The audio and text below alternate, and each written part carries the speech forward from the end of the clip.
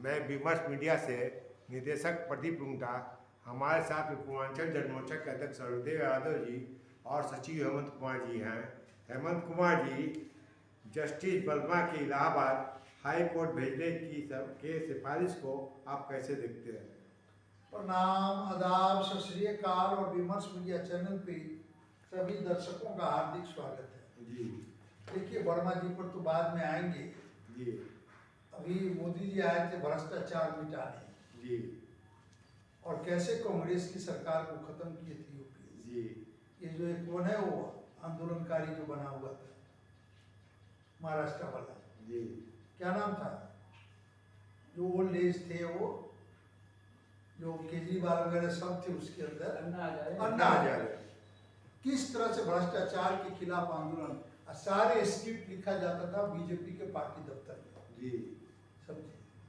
अब आज मोदी जी के सामने एक नहीं अनेकों भ्रष्टाचार। भारतीय जनता पार्टी खुद भ्रष्टाचार की जननी है। जी। इलेक्ट्रल बाउंड क्या है, पीएम केयर फंड क्या है। जी। आज पूरे हिंदुस्तान में आरएसएस का भी दफ्तर बन रहा है करोड़ों की लागत से। भारतीय जनता पार्टी की मतलब सैकड़ों ऑफिस बने हैं इतने सारे करोड़ों की लागत से। ये पैसे कहाँ से आते हैं, किस तरह से पैसे आ रहे हैं सारे के सारे। पहले तो भ्रष्टाचारी थे तो कम से कम जाके स्विस बैंक में जमा करते थे, तो मोदी जी को सारे लिस्ट को पता था। लेकिन जैसे ही सत्ता में आए सारे लिस्ट भूल गए। दिल्ली में सब कुछ है, प्रेसिडेंट है, सुप्रीम कोर्ट है, प्रधानमंत्री का हाउस है, आपसे कहें गृह मंत्री का हाउस है, जो भ्रष्टाचार पर बयान फेंके फिरता है चारों तरफ। ईडी ऐसी भी आई है, वहां पर जस्टिस वर्मा के घर में मतलब अनकाउंटेबल, जो गिनती नहीं की जा सकती उतने केस पड़े हुए।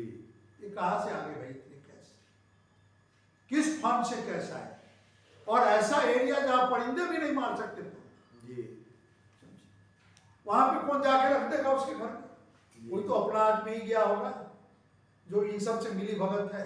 देखिए, अब तो शक का गिट्टी बनता है कि साफ न्यायपालिका पैसे परसेंट नहीं तो एक जांच का विषय, जांच के बाद इसकी होनी चाहिए। क्या न्यायपालिका पैसे लेके दे रही, क्या फैसला, या किसी फैसले को बदलवाने के लिए ऐसा पैसा तो नहीं दिया गया। ऐसा ही हो रहा है, पैसा लेके फैसला क्या किसी कॉर्पोरेट को फायदा, जैसे आपने मिश्रा था, इतने सारे अंबानी को फायदा पहुंचाया, अडानी को, समझे, और बाद में उसी भ्रष्ट को बना दिया क्या आपको मानवाधिकार आयोग का, राष्ट्रीय मानवाधिकार आयोग का अध्यक्ष बना दिया। कहता है भ्रष्टाचार मिटाने आए। ये पूरे ऊपर से नीचे तक मोदी सरकार भ्रष्ट आचरण में तल्लीन है। अब यही चीज, क्या ईडी को ये चीज पता नहीं चलता, सीबीआई को पता नहीं चलता, और बागेश्वर धाम के बाबा को तो हर चीज पता चल जाता है जो हिंदू राष्ट्र बनाने की वकालत करता है। उसे तो पहले ही पता चल जाता है क्या होने वाला है, आपका भविष्य लिख देगा। खुद अपना भविष्य क्या है कि ठग के खा रहा है, ये तो ठग रहा है जनता, समझिए। घटना हो जाती है पता नहीं चलता उसको, समझिए, और बाद में कहता है मोक्ष की प्राप्ति हो गई प्रयागराज में। जब ऐसे अल्लू पल्लू जब बाबा बनेंगे तो देश क्या है, आपसे कहें आडंबर में और अंधविश्वास के दलदल में घुसती चली जाएगी, समझे। तो इतने पैसे मिले, वो भी संजोग देखिए, भगवान का चक्र है, उसमें आग लगा दिया। आग नहीं लगता तो पता भी नहीं चलता। इतने सारे पैसे कौन डकाल जाता, किस बैंक में जाता, कहाँ जाता, किसी को पता नहीं चलता, समझे। तो ये हालात देश के चल रहे हैं। अब गरीब बेचारा परेशान है। एक के यहाँ इतने पैसे मिलता है कि सबको 1-1 करोड़ रुपया भी दे दिया जाए देश की जनता को, तो शायद ये पैसे भी, जनता कम हो जाएगी, पैसे कम नहीं होंगे। लेकिन ये आए गरीबों के उत्थान के लिए, कहते मैं गरीबों के लिए सब काम करता हूँ, समझे। अब इसको जस्टिस वर्मा को तुरंत सस्पेंड करना चाहिए, चाहे इसके लिए जो भी प्रक्रिया है, चाहे वो पार्लियामेंट से हो या राज्यसभा, जहां से भी हो, तुरंत इसको करके इसको जांच में हिरासत में लेके इसमें जांच शुरू होनी चाहिए कि ये कहां से इतने पैसे आए। अब सफाई दे रहा है, सब अपना अपना बयान बदलना शुरू किया। अग्निशामक वाला कुछ कह रहा है, कल होके कुछ बोलता है, एक दिन पहले कुछ बोलता है, सब के सब कंफ्यूज हो रहा है। एक ने कहा था ये बयान दिया, दूसरा ने कहा था मैंने ऐसा बयान दिया ही नहीं। माने छुपाने के लिए जो कमेटी बना दिया है उसमें लेट लतीफे चल रहा है। अब कोलोजियम सिस्टम पर इलाहाबाद उसको ट्रांसफर करने का, ट्रांसफर क्या है, ये जहां भी जाएगा इस आचरण का जज, यदि वाकई में इसके अंदर से पैसा निकला है तो जहां भी जाएगा जज, ये तो इसकी मानसिकता तो नहीं जाएगी, समझे, ये तो क्लियर हो गया। और जनता में जो मैसेज जा रहा है न्यायपालिका के खिलाफ वो कभी भरपाई नहीं पाई। पहले तो लोग सुनता था रंजन गोगोई, अरुण मिश्रा, ऐसा उदाहरण है लाइन से, जिसने अपने चीफ जस्टिस कार्यकाल में क्या सब किया है। और मैं आपको पता है काफी दिनों से मैं ये मुद्दा बराबर सोशल मीडिया पे उठाता रहता हूँ, बराबर कई वर्षों से, कि जब तक न्यायपालिका में एक स्वतंत्र संस्था के द्वारा फेयर एग्जामिनेशन के जरिए बहाली नहीं होगी। अब इसका जस्टिस वर्मा का फादर भी इलाहाबाद हाईकोर्ट में जस्टिस, अब बेटा भी बन गए, समझे। अब जिस सिस्टम में ऐसा चल रहा है कि बाप बेटा चाचा भतीजा, तुम एक दूसरे पार्टी लालू को घेरते हो, उसको घेरते हो, तुम देखो क्या कर रहे हो, तुमने इस पर क्या किया। अब यही लालू के हाथ से मिल जाता 5,000 का भी गड्डी, जब ईडी सीबीआई छापे मारने गया था तो रोज मोदी मीडिया ऐसे चलाता कि मिल गया 5 करोड़ मिल गया, भाई 5 करोड़ मिल गया। अभी देख रहे कि नहीं देख रहे, 2004 से 9 की घटना है, क्या सत्य है क्या असत्य है, उसको सत्य बनाने के लिए रोज जाके कभी राम जी से पूछता है, कभी तेज प्रताप से पूछता है, कभी दोनों को पूछ के इससे पूछता है, यही प्रश्न उससे पूछता है, फंसाने के लिए सारे तरकीब जो है पूरे अपना रहा है। एक इस वर्मा पर चुप बैठा हुआ, कमेटी बन गया, कभी जबकि आपको पता होगा 14 तारीख की घटना है, संज्ञान में आ रहा है 21 तारीख, ये हमारे ईडी सीबीआई है, कहता है निष्पक्ष है, वो अपने हिसाब से काम कर रहा है। ये तो कैसी संस्था है जिसे पता नहीं चल रहा भाई कि इतने बगल में ऐसे एरिया में घर भरा हुआ है उसके रुपया से, तुमको पता नहीं चल रहा है। तुम किसी लालू देखता है, यहाँ से बिहार चले जाते हो ढोल नगाड़े लेकर के, और यहाँ बगल में नहीं तुमसे पकड़ में होता है। तो बड़ी दुर्भाग्यपूर्ण है। और ये न्याय व्यवस्था जो है, न्यायपालिका अब अविश्वास के घेरे में खड़ी हो चुकी है। जनता का विश्वास तो दिख गया है इसके ऊपर से। नमस्कार।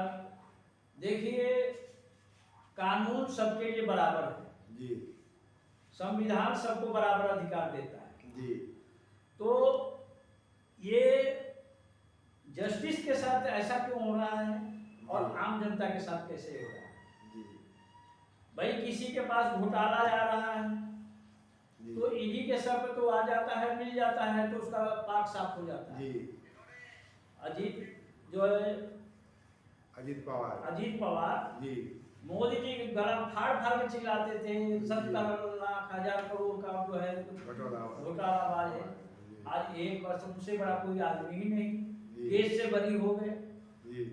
आज जो है जितने पीआईपीए हैं और जितने बड़े अफसर हैं, जितना काला धन है उनकी गाड़ियों में, उनकी कोठी में जाता है। ऐसे तो हम जाता ही नहीं, क्योंकि सेफ जगह है, वहां ना कोई चेकिंग होगी ना कुछ होगा। अब वो कौन जाके जज की कोठी का चेकिंग करेगा। जब जिसको चौकीदार रखे हो वही चोर रहेगा, तो चौकीदारी कौन करेगा। तो ये सब जो है मामला जो है बड़ा टेढ़ा है, और ये देश में एक बहुत बड़ा खतरनाक खेल है, और ये नहीं लग रहा है कि ये गेम कब रुकेगा और आम जनता को कब राहत मिलेगी, इसका कोई पता ही नहीं है। देश किधर जा रहा है, लेकिन मीडिया ढोल बजा करके कभी विश्व गुरु बना रहे, कभी दूसरी महाशक्ति बना रही, कभी तीसरी बना रही है, वो पता नहीं कहाँ से कौन सा आंकड़ा देता है, और इसी में लगे हुए जनता उसी में जो है अपना घूम रही है। तो ये जो है, अब मोदी जी चिल्लाते थे काला धन में ले आऊंगा, आज तक काला धन तो घर में ही है, आज तक काला धन देश से नहीं आया। जिस बैंक में था उसमें 4 गुना और जमा हो गया है, सही कर। तो उसका क्या हिसाब है, कहाँ से पैसा काला धन आया कि गया। आप तो ऐसे महापुरुष हैं जो भगवान को लाते हैं, जो भगवान को लाए हम उनको लाएंगे। तब उनसे जितने भागे हुए देश छोड़ के पैसा लेकर के जी जितने काला धन है तुमको पता होना चाहिए कहाँ कहाँ है, तो निकाल लेना चाहिए, देश हित में काम करना चाहिए। ये तो केवल परमार्थ के लिए ही पैदा हुए हैं, तो कम से कम कुछ करके दिखाइए प्रभु, देश का उद्धार कीजिए। हेमंत जी, क्या जस्टिस यशवंत वर्मा प्रकरण से न्यायाधीश में भ्रष्टाचार दिखता है क्या? दोबारा क्षमा क्या जस्टिस यशवंत वर्मा प्रकरण से न्यायपालिकरण में भ्रष्टाचार दिखता है? देखिए ये बात रुंगटा जी, जो भी न्यायपालिका के ऊपर से जस्टिस वर्मा के प्रकरण से देखिए, जनता का 2014 के बाद से जो पहले भी होते रहे, मैं नहीं कहता हूँ कि पहले नहीं हुआ है, लेकिन पहले इतने नहीं होते। ये आम सी प्रकरण बन गई लोगों का न्यायपालिका से। देखिए विश्वास क्यों नहीं चला, विश्वास करना तो स्वाभाविक सी बात है। अब सिंपल सा उदाहरण लीजिए, लालू का चारा घोटाला और शिवानंद तिवारी जो अभी खैर लालू नहीं है, उस समय समता पार्टी में थे। उसने क्या कहा कि 2 जज थे, पंडित थे, ये भी बोल दिया कि पंडित शिवानंद तिवारी भी पंडित है। ईमानदारी से शिवानंद तिवारी जी बोले कि दोनों पंडित को जब नोटिस किया तो लगा कि सिर्फ वो लालू को किसी तरह से लपेटने के चक्कर में है केस के। अब ये चीज तो देखिए, अब क्या हम तो थे नहीं, और क्या न्यायपालिका पे कहा जाए। अब आप उदाहरण के तौर पे लीजिए, किसको, रंजन कौन था, रंजन गगोई ने क्या किया। अब अभी एक दिन मैं उनका सुन रहा था, कौन है, भूषण, प्रशांत भूषण, पुलियाम कह रहे थे कि ऐसे ऐसे लोगों ने बोला है कि उन्हें पैसे देके न्याय खरीदा है। अरुण मिश्रा के बारे में बोल रहे थे कि अडानी का इतना पैसा उसने बचाया। तो जब तक कॉर्पोरेट से पैसा नहीं आ रहा है, क्या जनता देश की बेवकूफ है क्या? जिस जज को जनता भगवान मानती थी, चाहे वो लोअर कोर्ट का जज हो या हाई कोर्ट का जज हो या सुप्रीम कोर्ट का जज, सबको जनता भगवान की दृष्टि को, जब जज इस तरह से पार्शियलिटी करेगी, आप इस तरह से पार्शियलिटी करेगी, जाति धर्म को देखते हुए जब अपना एक्शन लेगी, तो स्वाभाविक सी बात है कि इस पे सवाल खड़े होंगे। और आज तो उस चीज को क्लियर हो रहा है। हम आप क्या जस्टिफाई करेंगे जब विदेश में चीज सुनता होगा कि भारत के अंदर जो जज है उसके घर से ऐसे कैश निकल रहे हैं, तो क्या मैसेज है? गलत मैसेज आएगा। तो क्या जनता को बेवकूफ समझ रहा है क्या? ये जज लोग जनता को बेवकूफ समझ रही है। और दूसरी चीज देखिए, कितना दोषपूर्ण कोलोजियम सिस्टम का भाई भतीजावाद, ये जब तक ये खत्म नहीं होगा, मैं फिर आपके चैनल पे बड़ी, ये मतलब एक समझिए कि बड़ी मैं तब टिप्पणी कर रहा हूँ कि जब तक ये भाई भतीजावाद न्यायपालिका से खत्म नहीं होगा, हर जाति धर्म के लोगों का एंट्री नहीं मिलेगा, हर भारतीय को एंट्री मिलना चाहिए, चाहे हिंदू हो, मुस्लिम हो, सिख हो, ईसाई हो, तभी न्यायपालिका स्वच्छ होगी। अदरवाइज न्यायपालिका में ऐसे ही चलता रहेगा, कोलोजियम सिस्टम से भाई आया, उसका बाप आ गया, उसका बेटा आ गया, उसका पोता आ गया, ऐसे ही चलता रहेगा। अब समान आदमी को वहां जगह मिलना मुश्किल है। तो जनता का विश्वास डगमगा रहा है, और डगमगाने का प्रूफ और साक्ष्य बहुत सारे सामने। नमस्कार, बहुत बहुत धन्यवाद।